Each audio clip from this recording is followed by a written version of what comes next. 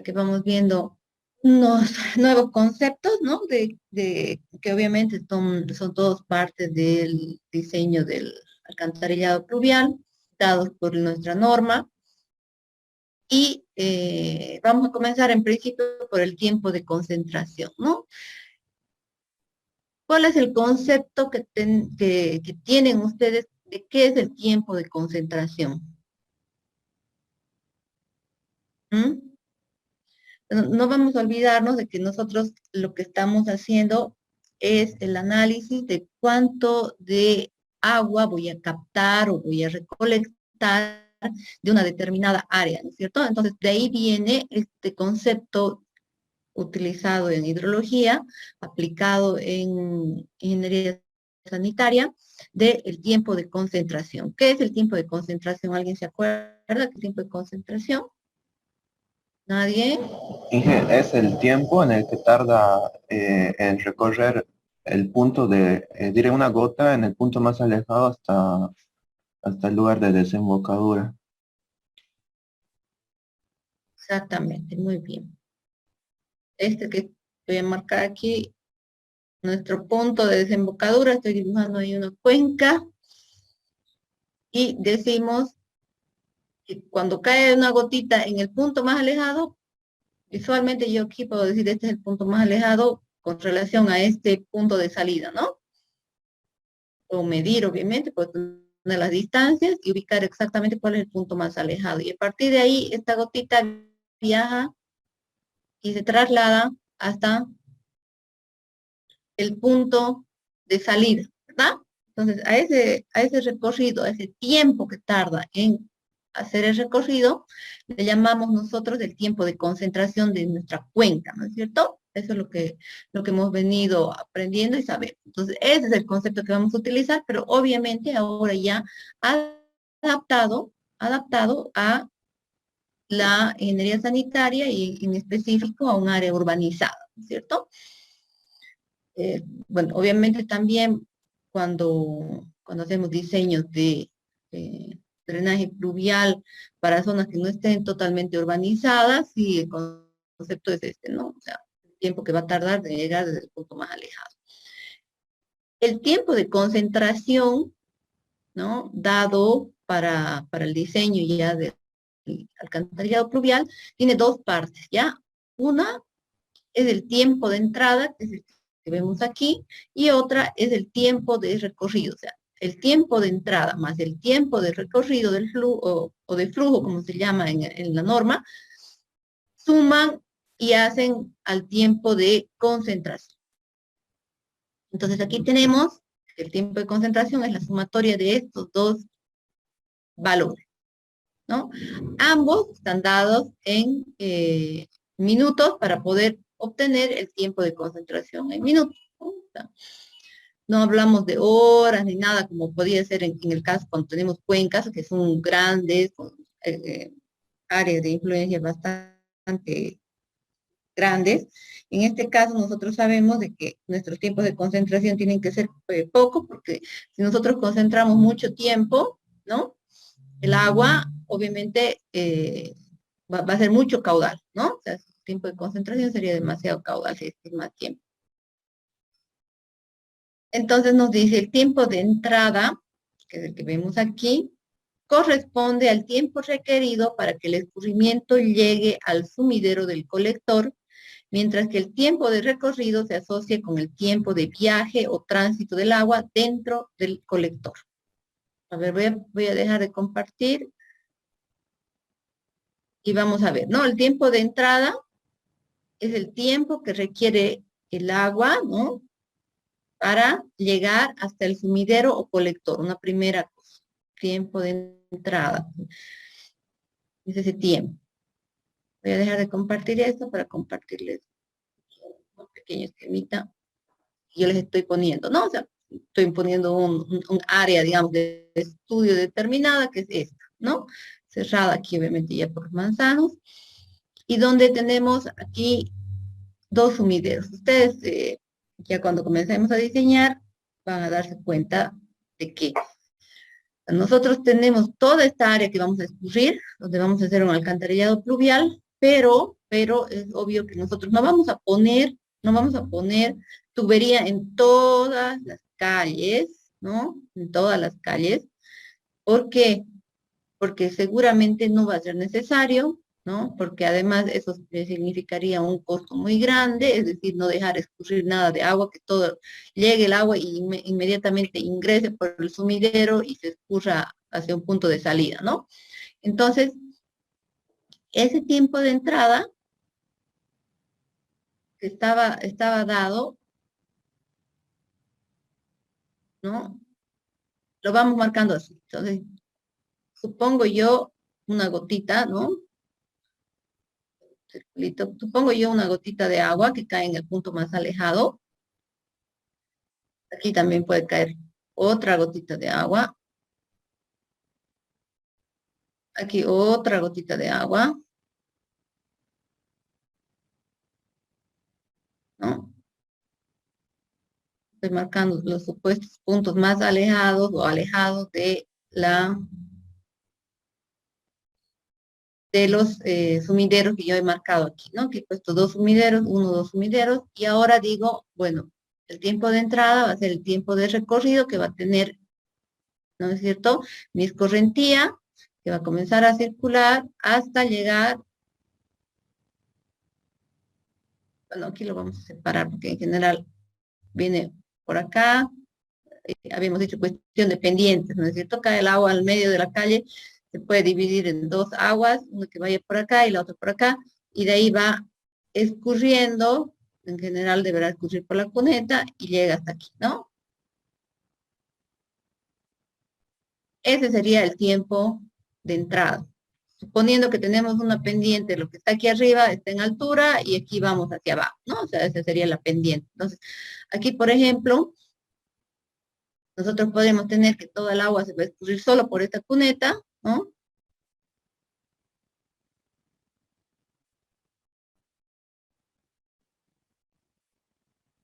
Y lo propio se acumularía ahí, aquí también. Estamos simulando de cómo podría comportarse según el dato que tenemos de las pendientes, ¿no? Entonces el agua se va a acumular de esta forma, como les decía de nuevo, nosotros no vamos a poner colectores en todas las calles, no es lo mismo que en el alcantarillado sanitario, en el que sí ponemos colectores absolutamente en todos los lugares donde hay afluente, ¿no es cierto? Donde va a haber una vivienda, donde va a haber una casa, tiene que llevarse el agua por una tubería. En este caso no es necesario porque hablamos de agua de lluvia, ¿no? Hablamos de agua de lluvia que obviamente va a circular tranquilamente sobre la calzada y en este lado de las cunetas generadas entre la calzada y la acera, ¿no es cierto? Entonces, como se fijan, el tiempo de entrada en este caso va a ser el tiempo que va a tardar en llegar esta gotita que circula hasta este sumidero, ¿no? Como les decía, obviamente tenemos un sentido de circulación.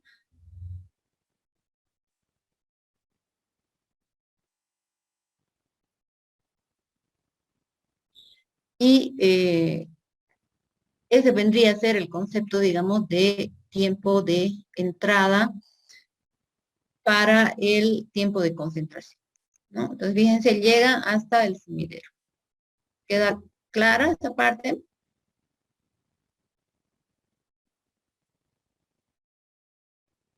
Sí, Sí, ingeniero.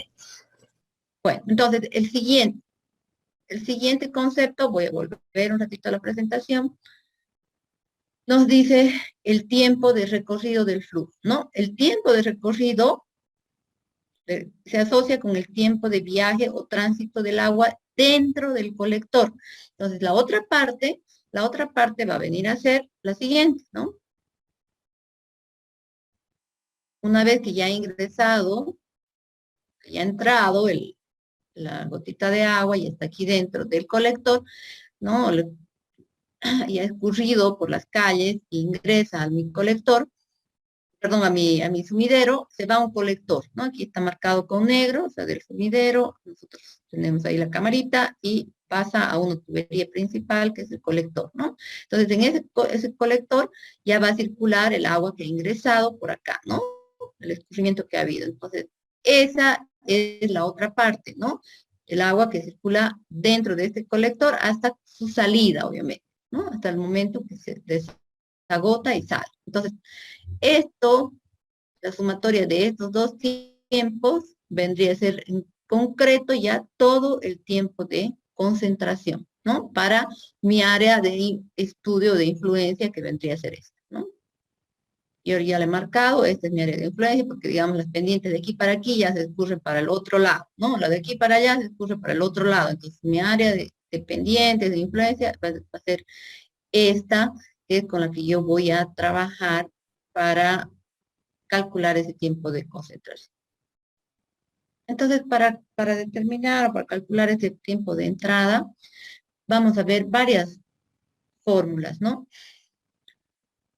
Eh, una de las más utilizadas es la de la Federación Americana de Aviación, ¿ya? Sus siglas en inglés, la FAA, que es de Estados Unidos, ¿no? Y ha sido eh, adaptada o, digamos, aplicada en zonas de áreas urbanas. Es una fórmula está deducida por la Federación Americana de Aviación, lo cual quiere decir que ha sido concebida para ser usada en aeropuertos, ¿no? O sea, ellos han diseñado, han calculado, han estimado esta ecuación empírica para desagotar o para poder vaciar, digamos, una pista de aeronáutica, ¿no? Un aeropuerto. ¿Por qué? Porque es obvio de que no debe haber acumulación en una pista, ¿no? O sea, tienen rigurosos controles, ahí no puede quedarse un charco de agua, porque eso podría provocar un rompimiento de una llanta, desestabilización de la aeronave y demás cosas, ¿no? O sea, no puede quedarse agua acumulada dentro. Entonces, todo el agua debe escurrir. Entonces, ellos han determinado esta ecuación para hacer los cálculos necesarios y poder garantizar el escurrimiento para cualquier pista aeronáutica, ¿no? O sea, para cualquier línea de aeropuerto. Esta ecuación está dada por el coeficiente de escurrimiento, que nosotros conocemos, la longitud máxima del flujo de escurrimiento superficial, y un dato importante, la pendiente promedio entre el punto más alejado y el colector. Entonces, esta fórmula, que digamos, se convierte en una de las más serias o más completas que pueda haber para el cálculo de este tiempo de entrada. ¿Por qué? Porque considera todas las variables que podrían afectar, ¿no? Que podrían afectar este tiempo, ¿no? Tanto su coeficiente de escurrimiento, que quiere decir el tipo de superficie sobre la que vamos a trabajar, ¿no es cierto? Y sabemos que está ligado directamente a eso. La longitud máxima que va a circular el escurrimiento y la pendiente, ¿no? Porque no va a ser lo mismo el tiempo que pueda tardar en escurrir una gota de agua cuando la pendiente es menor a cuando es mayor, ¿no es cierto? Si tenemos una pendiente mayor, ¿qué va a pasar con esa velocidad de escurrimiento? Es mayor, ¿no es cierto? Entonces, si tenemos una pendiente menor, su velocidad será menor, por lo tanto, si trabajamos en tiempos, el tiempo también se traducirá en un tiempo mayor, ¿no es cierto? O sea, si la velocidad es menor, el tiempo será mayor. En cambio, si nosotros tenemos una velocidad mayor, ¿no es cierto? El tiempo va a ser menor, ¿no? Porque va a ser más rápido el escurrimiento. Entonces, esta ecuación, como les vuelvo a decir, es la más completa de todas, es la de mejor aplicación, porque considera los factores más importantes, más más relevantes para la determinación de ese tiempo de entrada. Y además, como ha sido deducida para altos estándares de calidad, de cumplimiento de normas, ¿no? En Estados Unidos, nosotros podemos tener, digamos, mucha más certeza de que esta ecuación está fina, muy, muy bien afinada, digamos, ¿no? Entonces, porque hablamos de ecuación empírica, obviamente. Otra, otra fórmula utilizada es la de Kirby, ¿no? Que nos permite estimar ese tiempo de entrada y cuyas variables son la longitud máxima del descubrimiento superficial, la pendiente promedio, el punto más alejado del colector y un coeficiente M de retardo, ¿ya? Que se lo obtiene, lo vamos a ver, que se lo obtiene a partir de cierta información, ¿no? Entonces, esto ya, digamos, es como una ecuación igual empírica desarrollada por alguien, que ha sido en este caso Kirby, y que ya asume o pone valores de coeficientes, ¿no? O sea, ese coeficiente de retardo es un coeficiente determinado y asumido por Kirby para su fórmula, ¿no? Entonces ya, digamos, ya ha habido un cierto ajuste, ¿no? En la anterior veíamos que eran valores ya dados, ¿no? Que nosotros conocemos y podemos determinar. Ya hemos visto el análisis del coeficiente de escurrimiento, entonces ya lo conocemos. En cambio, en este caso, hay digamos, no sé si solamente dudas, sino que de saber si este coeficiente de retardo realmente va a estar adaptado a lo que yo tengo o a donde yo estoy trabajando y demás, ¿no? Porque no sé si estoy trabajando en las mismas condiciones que Kirby, pero yo voy a tener que asumir un valor, ¿no es cierto?, para poder utilizar su ecuación, su fórmula. Entonces aquí me dice que M deberá ser estimado a partir del tipo de superficie, ¿no? Y en base a unos valores obtenidos de una tabla. Entonces, esta es la tabla. Fíjense, tenemos un coeficiente de retardo y vemos el tipo de superficie. Impermeable, suelo sin cobertura, compacto, liso, superficie sin cobertura, moderadamente rugosa, pastos ralos, terrenos con arborización y pastos densos. Entonces, si vemos esa tabla, ¿qué podemos analizar de ese coeficiente M? ¿Qué creen que podemos analizar de esta fórmula deducida por Kirby? Fíjense, los tipos de superficie. Claro, esa fórmula de Kirby está deducida en función de qué, de una proyección hidrológica, ¿no? O sea,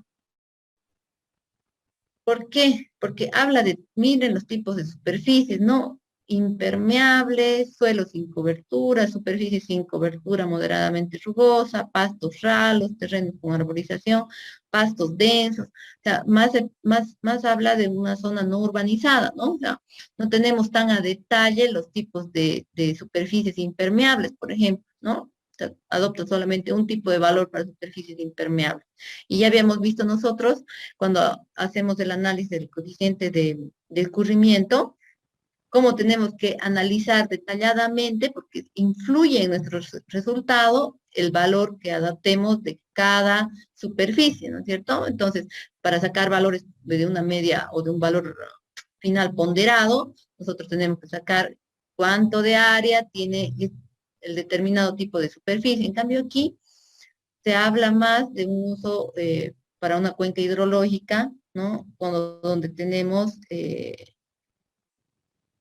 los usos de suelo, ¿no? Distintos usos de suelo, pero no así tan detalladamente las superficies que vamos a encontrarnos nosotros en áreas urbanizadas, ¿no? Entonces ahí, digamos, radica la precaución en el uso de esta ecuación para poder obtener el valor del tiempo de entrada, ¿no? O sea, nos va a afectar considerablemente porque fíjense cómo pueden variar los valores de este coeficiente desde 0,02 hasta 0,80, ¿no? Entonces, adaptar o ver cuáles son, tendríamos nosotros que evaluar para ver qué qué tipo de superficies vamos a utilizar, pero si nosotros utilizamos todo superficie impermeable, nos va a dar un solo valor, un coeficiente que ya está dado por esta tabla, entramos a la tabla, calculamos y ya está. Pero podemos estar sobreestimando o subestimando y nos va a dar un resultado erróneo que les vuelvo a decir cuál es la susceptibilidad de esto, el cálculo del caudal, ¿no? Nosotros debemos ser lo más precisos para determinar el caudal que va a ingresar, porque en función de eso vamos a diseñar nuestros colectores, nuestros diámetros de tuberías, y eso nos va a repercutir en el costo de la obra con la que yo voy a trabajar. El Soil Conservation Service, ¿no? El Servicio de Conservación de Suelos de Estados Unidos también nos propone la estimación de este tiempo de entrada, que está basado en la velocidad media del escurrimiento superficial sobre el área de drenaje y la distancia de recorrido. Entonces, fíjense, aquí está la longitud y la velocidad, ¿no? Esta es la relación que hace el Soil Conservation Service para obtener el tiempo de entrada, donde vamos a tener la longitud máxima del flujo, la velocidad media del escurrimiento, que se puede aproximar, fíjense, tomando en cuenta el área, ¿no? Perdón, la pendiente, en este caso que es S, y un valor de A, que es una constante adimensional, deducida o calculada por ellos, ¿no? Ahora, ¿qué pasa? Otra vez, el Soil Conservation Service es una entidad que se dedica a trabajar más en el área de la agricultura, ¿no? Más en el campo. Entonces, su aplicación, digamos, tendría también más lugar ahí que en zonas urbanizadas, ¿no? Porque no vamos a tener tanto detalle, ¿no? Fíjense, voy a pasar un ratito solamente para que veamos, ¿no? El valor de la constante, perdón, A dimensional, ¿no? Que nos plantea el Soil Conservation Service, es esta, ¿no? Constante A de velocidad superficial. ¿Y está en función de qué? Nos dice bosque denso, su valor, ¿no? O poblado de árboles y arbustos, pastos y patios, áreas cultivadas en surcos, suelos desnudos, áreas pavimentadas y tramos iniciales de quebradas. Entonces, el valor de A, que también tiene una gran variación, porque varía, fíjense, desde 0,70 hasta 6,50, está en función de este tipo de superficie, ¿no? Entonces, son tipos de superficie que más las vamos a encontrar en una zona no urbanizada, ¿no es cierto? Por más que nos dice áreas pavimentadas, por ahí sí podemos tener una carretera o algo que atraviese esa zona donde estamos haciendo, pero después no coincide tanto con el área urbana y los requerimientos que ya habíamos visto más a detalle cuando hemos calculado el coeficiente de escorrentía, ¿no? Entonces, hay que tener en cuenta y hay que tomar en cuenta cómo han sido deducidas estas ecuaciones, el uso que se les ha dado cuando han sido deducidas y dónde han sido aplicadas. Ahora, se las muestro y las ponemos aquí porque son las que la norma boliviana ha adoptado, ¿no? Como ecuaciones válidas para realizar el cálculo, pero debería nomás hacerse como sabemos, ¿no? Las normas siempre están en función de que eh, quién ha estado redactándola, quiénes han hecho la corrección. A veces, por más trabajo técnico que se quiera hacer, siempre hay una influencia o política o de algún tipo que hace que se tomen y se consideran algunas cosas que podrían mejorarse, ¿no? O sea, como que la norma ha estado en revisión en las anteriores gestiones, ha salido ya una nueva versión, pero sin embargo siguen habiendo cosas que tienen que corregirse, ¿no? Entonces aquí, por ejemplo, se podría nomás buscar otros métodos que se puedan adaptar mejor, ¿no? Dado de que, digamos, estas tablas no cumplirían con todos los requisitos que nosotros necesitamos.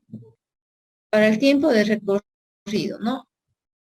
Este tiempo de recorrido dentro de un colector, que es lo que hemos visto, ¿no es cierto? Ya dentro del una vez captado el escurrimiento por medio de los sumideros, ¿no? Van a caer o van a formar parte del caudal que va a circular dentro del colector. Entonces, el tiempo en el que circula está dado por esta ecuación, ¿no? Que está parecida a la anterior que hemos visto del Soil Conservation Service, ¿no? Dice que está en función de longitud del colector, velocidad media del flujo del colector, ¿no? Dada en metros y en metros segundos para que nosotros obtengamos nuestros tiempos.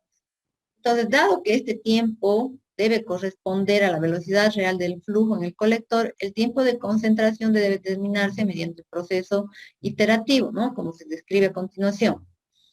Suponer el valor de la velocidad real en el colector.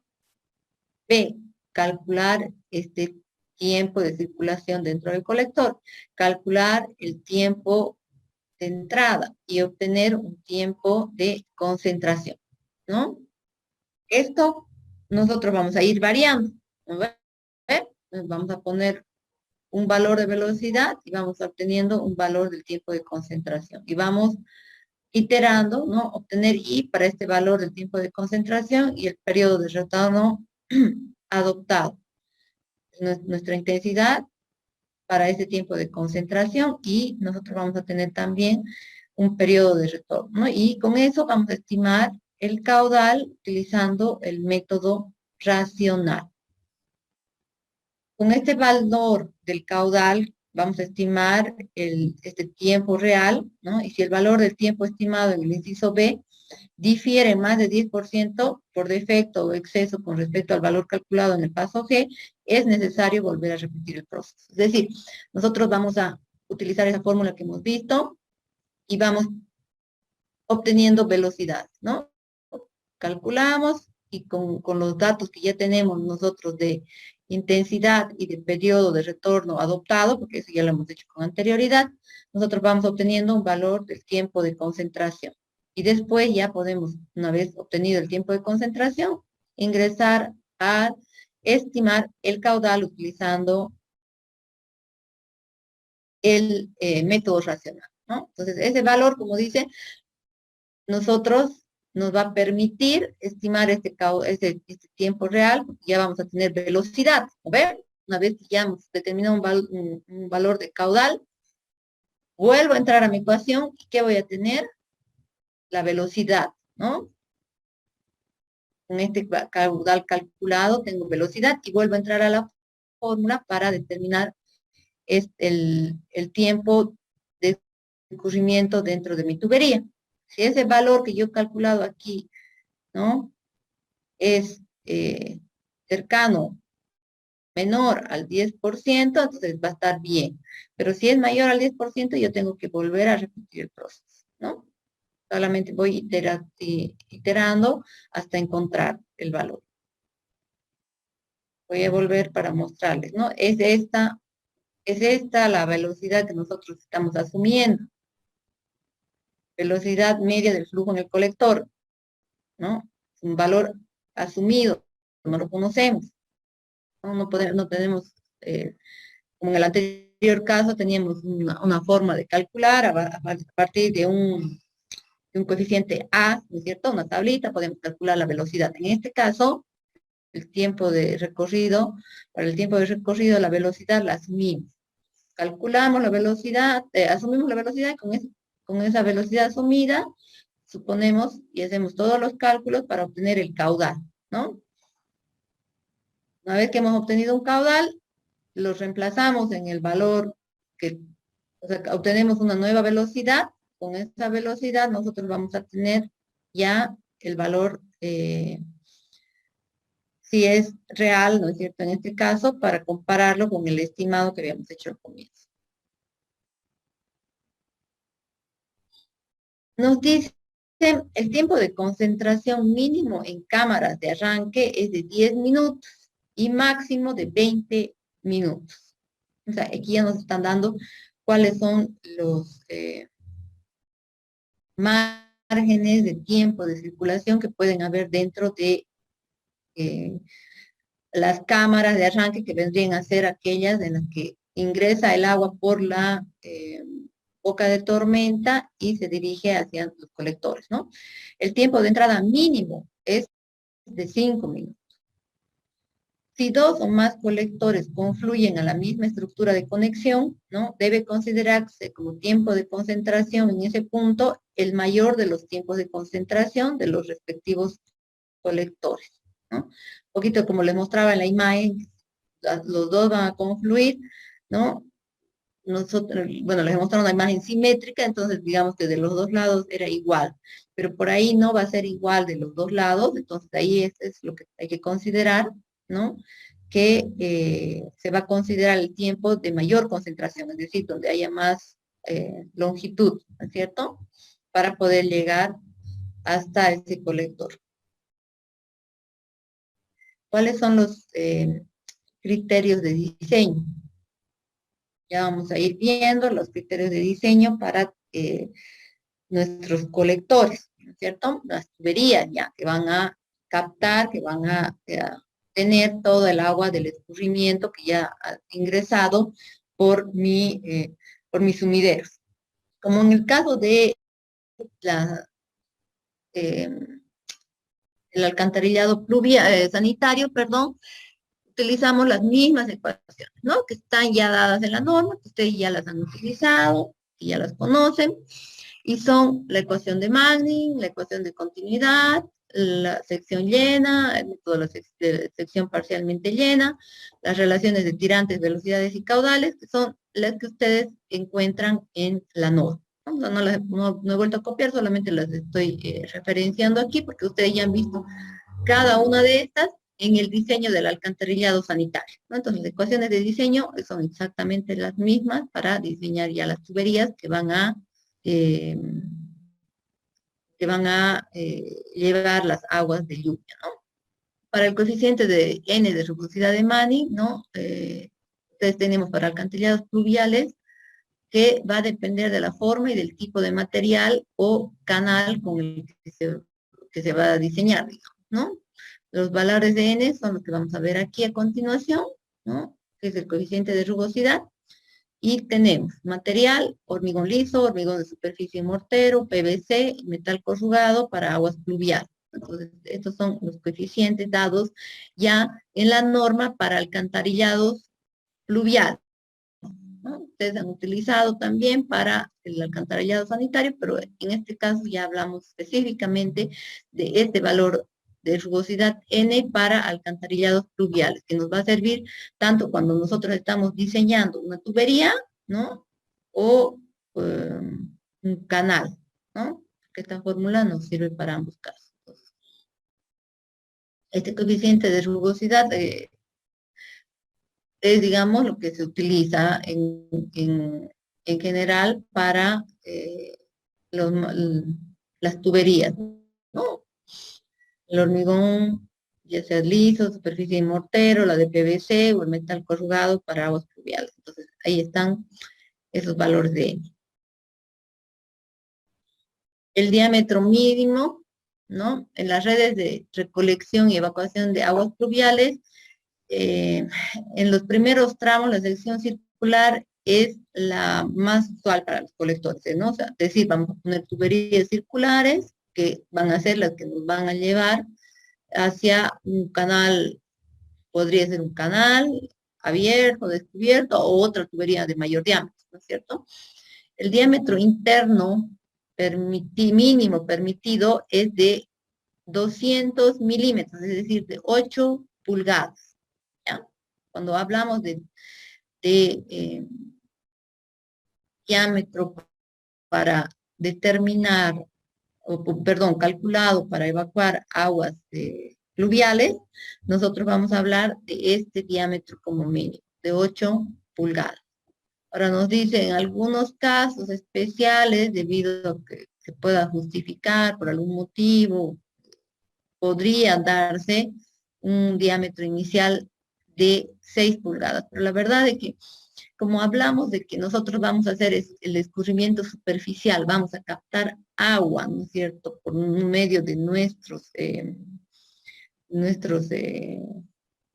sumideros y luego vamos a llevar a un colector, nosotros vamos a tomar la previsión, pues no vamos a poner diámetros pequeños para juntar agua, ¿no? Ya lo óptimo es utilizar nomás diámetros mayores a las 8 pulgadas y yo ya he juntado una cierta cantidad de agua que es la que voy a ir evacuando, ¿no? Si utilizo más, digamos, longitudes de tuberías, voy a tener diámetros más pequeños y eso también va a hacer que se encarezca más mi proyecto seguramente. Pero bueno, salvo un análisis que justamente en esa calle no tiene una otra salida, no va a escurrir bien el agua porque no tiene la suficiente pendiente, entonces yo mejor voy a poner bocas de tormenta, voy a captar el agua y voy a escurrirla para que sea más rápido mi escurrimiento. O sea, salvo algún tipo de justificación que realmente sea importante para que nosotros utilicemos un valor menor a este, ¿no?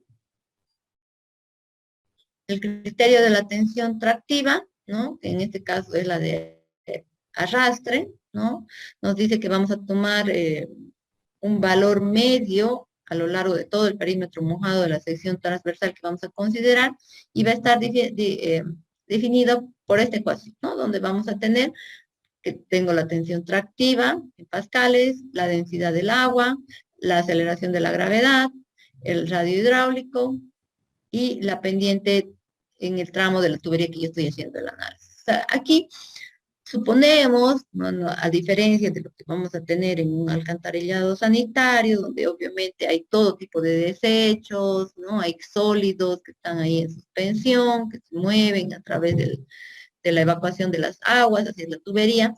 Aquí suponemos, vuelvo a decir, ¿no? Que nosotros estamos hablando de agua de lluvia, ¿no? Que lo que va a arrastrar por ahí van a ser arenas, ¿no es cierto? Limos, que es lo que van a contener. No tomamos en cuenta, obviamente, que va a entrar la basura, porque eso se supone se debe filtrar o evitar que ingrese en las bocas de tormenta, ¿no? Entonces, no hablamos, como les digo, de agua, que relativamente no va a tener mayores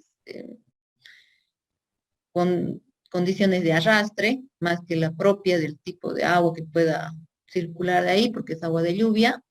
Entonces, se hace esta consideración de la tensión tractiva, ¿no? ¿Cuál va a ser la mínima? Nos dice que debe ser la suficiente que nos permita transportar el 95% del material granular que se estima entra al sistema del alcantarillado pluvial, ¿no? O sea, fíjense, hablamos del material granular, que yo les decía, ¿no? Como arena, limo, que es lo que supuestamente va a limpiar de las calles, y eso va a escurrir, ¿no es cierto? Porque ya entra el agua así como que turbia, pero es agua que ha caído limpia del cielo y lo único que ha hecho, digamos, una especie de lavado, ¿no? De la superficie y eso es lo que ingresa por nuestra tubería, ¿no? Entonces nos dice que la tracción mínima va a ser, en este caso del alcantarillado pluvial, de 1.5 pascales. Esa es la mínima admisible para la norma. Entonces nosotros debemos cumplir con este valor. Y que nos transporte, obviamente, ese 95% del material que está ingresando, ¿no? La pendiente mínima, ¿no? La pendiente de estos colectores, como también en los del alcantarillado sanitario, sabemos que se tiene que ajustar a la topografía, ¿no? Es decir, nosotros vamos a tener una pendiente ya natural del terreno, del área de estudio, y es esa la que nosotros debemos respetar para poder diseñar y poner nuestras tuberías del sistema de alcantarillado pluvial, ¿no? O sea, no podemos ir contracorriente. Entonces, ¿por qué? Porque tenemos que seguir ese curso natural, esa pendiente natural que nos va a permitir escurrir las aguas. Más tomando en cuenta que yo voy a colocar bocas de tormenta solamente en determinados lugares donde realmente sea requerido, donde haya ya acumulación de caudal, de escurrimiento, y ahí van a ingresar las aguas, ¿no? Entonces, yo voy a contar como parte de mi sistema de alcantarillado pluvial el drenaje superficial, ¿no es cierto? El drenaje superficial, ya hemos visto, calculamos los tiempos de entrada y demás de ese drenaje superficial, ahí voy a tener caudal que voy a acumular, entonces vuelve a ser importante tomar en cuenta que se debe ajustar todo a las pendientes naturales que tenga yo en el terreno. Entonces nos dice que el valor de la pendiente mínima del colector, porque ya hablamos de los colectores, ¿no? Debe ser aquel que permite tener condiciones de autolimpieza, ¿no? Y esa pendiente debe ser calculada con el criterio de la tensión tractiva, que es lo que hemos visto, ¿no? Que aquí nos dice que la limpieza tiene que ser 95%, ¿no? Que eso es lo que tiene que transportar ese material granular, que no se puede quedar dentro de la tubería, ¿no? Y para ello tenemos las siguientes ecuaciones, ¿no? Cuando hablamos de pendientes para tuberías con sección llena, tenemos ese valor. Cuando hablamos de pendientes en tubería con sección parcialmente llena, tenemos esta otra ecuación. Están obviamente en función de la función de la fuerza atractiva, ¿no? Fíjense, las dos están en función de la fuerza atractiva. Aquí tenemos la densidad, la gravedad, el diámetro. Aquí tenemos la densidad, la gravedad, el radio hidráulico. Pendiente mínima del tramo de la tubería, metro sobre metro, la tensión tractiva, la densidad del agua, la aceleración de la gravedad y el radio hidráulico. ¿No? Son los valores y las ecuaciones que acepta la norma para que nosotros hagamos la determinación de esas pendientes, ya sea el caso para una sección llena o para tuberías de sección parcialmente llena, ¿no? Perdón, aquí me faltaba el ángulo en grado sexagesimal, ¿no? Que es el ángulo que tenemos aquí, que es obviamente el ángulo con el que está la tubería en relación con el terreno. Perdón el coro de fondo, pero alguien está renegando por ahí. Entonces, esta pendiente mínima debe determinarse, como les decía, para garantizar esa condición de autolimpieza, ¿no? Y para la etapa inicial del proyecto, de acuerdo a la siguiente relación de caudales, ¿no? O sea, aquí se hace una relación de caudales para que cumpla con ese punto de garantizar la condición de limpieza, ¿no? Nos dice el caudal de aporte medio diario en la etapa inicial del proyecto, que es la sección parcialmente llena, y la capacidad de la tubería para conducir el agua de diseño futuro, que ya sería la sección llena, ¿no? Entonces vamos a decir, inicialmente vamos a trabajar con una sección parcialmente llena y luego con una sección llena. Y hacemos una relación. Fíjense, esa relación nos dice que debe ser ese caudal de la sección parcialmente llena entre la sección llena, nos debe dar un valor de 0,10, ¿no? Entonces, hacemos esa comparación de los valores para entender o garantizar la condición de autolimpieza, ¿no? Bueno, he llegado hasta aquí nada más ahora porque son varios conceptos. Ahora les voy a publicar, sí, en el WhatsApp les voy a compartir la presentación porque ya quiero que los vayan viendo. Vamos a entrar ya a hablar del diseño, pero quiero repetirles de que es importante que ustedes ya vayan manejando todos los conceptos que hemos estado viendo hasta ahorita, vayan familiarizándose con las tablas, con las fórmulas. Les vuelvo a decir, varias ya son las que ustedes han utilizado para el alcantarillado sanitario, pero también tenemos varias nuevas, ¿cierto? Entonces, no sé si tienen alguna consulta de lo que hemos visto hasta ahorita. Ingeniera, sí. Buen día. Para la ecuación de Kirby, la velocidad adoptada, ¿podemos empezar desde la velocidad mínima o la máxima de la que nos da la norma?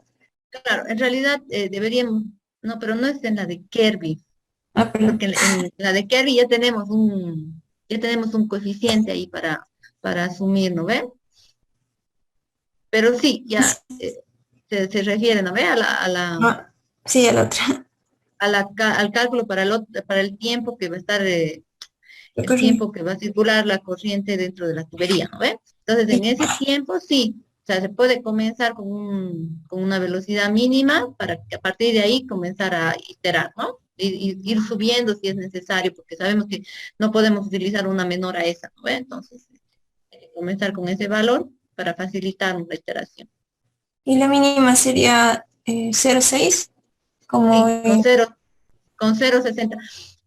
Las condiciones son las mismas que en el alcantarillado pluvial, perdón, sanitario, ¿no? O sea, en eso ustedes ya van a saber, por eso ahora se les facilita, digamos, en el cálculo, porque ya saben las condiciones que tienen que cumplir con relación a eso, ¿no? gracias. Eso es todo entonces, si no hay más dudas, más consultas, comentarios de nada. Que estén bien entonces, los veo el miércoles. Chao, chicos.